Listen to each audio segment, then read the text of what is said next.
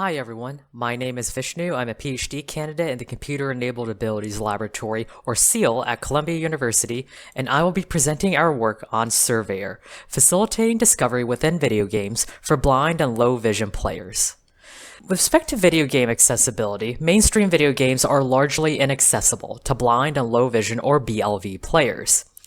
But it's also the case that games created specifically for BLV audiences are often not as fun as their mainstream counterparts. This contrast is particularly visible when we look at the traditional gaming experiences of sighted and BLV gamers. Let's look at the sighted experience first.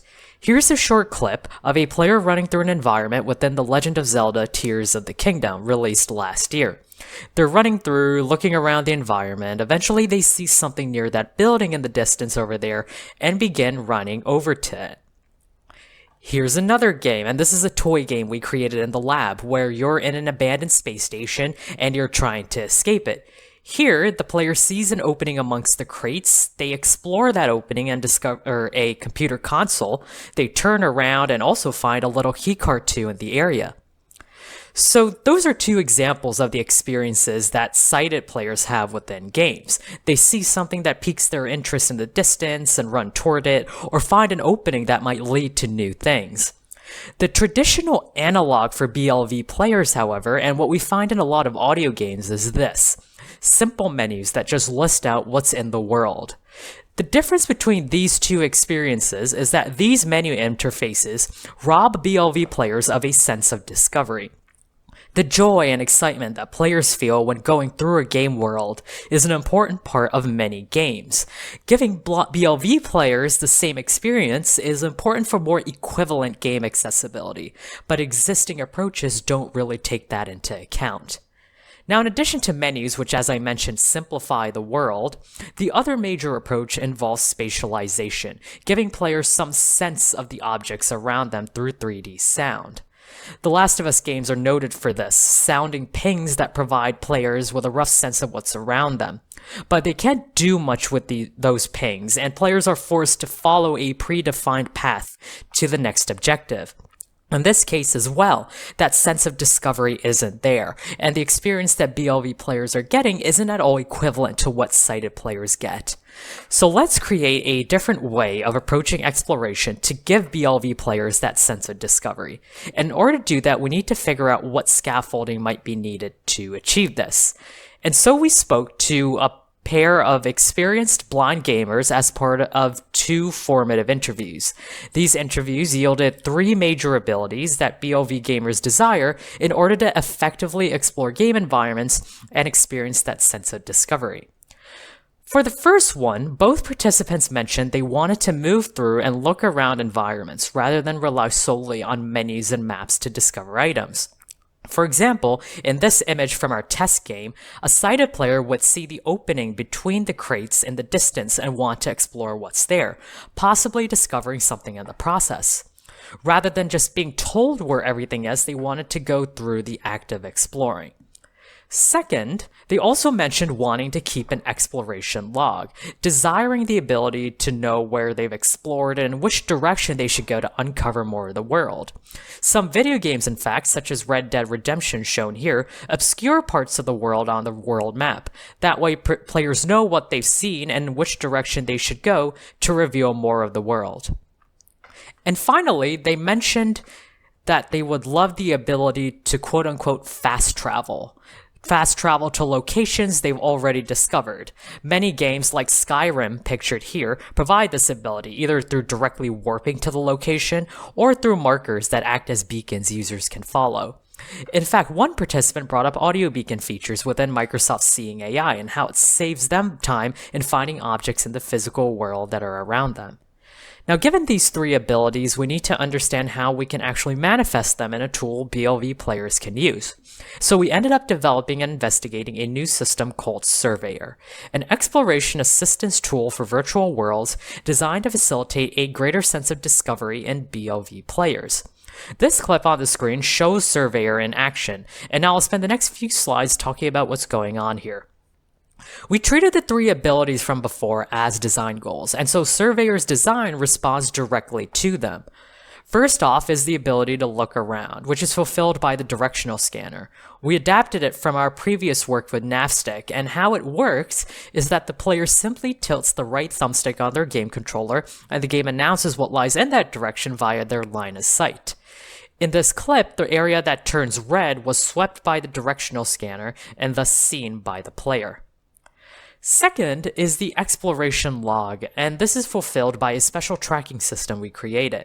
Parts of the room, also known as patches, swept via the directional scanner are marked as explored. Boundaries, or edges, between explored and unexplored patches represent opportunities for new explorations. So, what does this mean? Here's the same room, but with the player's initial scan complete. Everything scanned by the player is marked as explored. All other parts of the room remain unexplored. The player's goal in this room is to find and collect a keycard located behind the crates and thus beyond their current line of sight. We can see the card better if we switch our point of view within the room. There's the keycard in the distance. The best way for a player to discover or find the keycard is to go to the very edge of the area they've explored and then use the directional scanner at that point. Surveyor's primary objective is to highlight these edges, and it does so through a menu system that players can use. The menus fulfill the fast travel ability, but they also highlight not only unexplored patches, but also landmarks they've seen, unexplored rooms within the greater world, and rooms that they fully explored within the greater world as well. Players can select anything within this menu to be guided there via audio beacons. So in this case, the player decides they want to explore the first patch provided in the menu. The system guides them there via audio beacons, and they can use the directional scanner at that edge, at which point they'll discover that keycard. So that's Surveyor, and I encourage you to watch the demo video, which shows all this, but with sound. So now that we designed Surveyor, we need to figure out how well it worked. And so we performed a user study, which explored how well Surveyor facilitates discovery and how it differs from existing navigation tools within games. We implemented Surveyor within a 3D video game we created. The sci-fi industrial views on the right are from the game world itself. We had 9 BLV participants in a fully remote study make their way through 3 of these game levels using Surveyor and the 2 tools representing the status quo. These were a simple audio-based menu of points of interest in the room, representing existing techniques that simplify the world down to a list, and a shockwave utility, which we included to represent sound spatialization techniques, like the ones in the Last of Us games.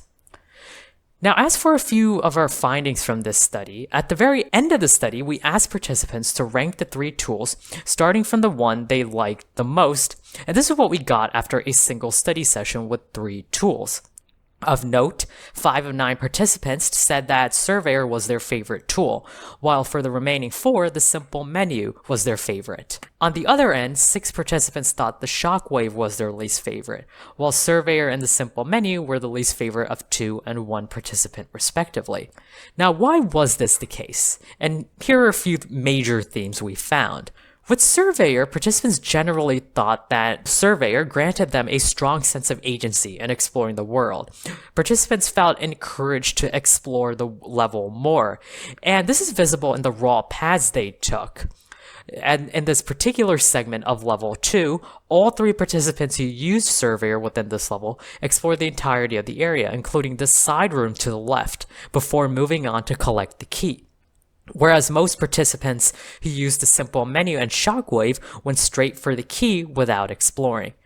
Participants who used the menu were able to just select where they wanted to go, and the shockwave didn't give any information about the side room, like the spatialization in The Last of Us. With the simple menu, participants found the simple audio menu much simpler to use than Surveyor, and some participants found this aspect of the menu to lead to a relaxing experience, where they could easily traverse the level, which explains why a few participants preferred the menu, but some of them also noted that they would need more time to get used to Surveyor as well.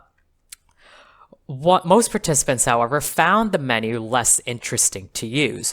One participant, in fact, used the words sterile and soulless to describe their experience with the menu because the game was reduced to a simple point-and-click task.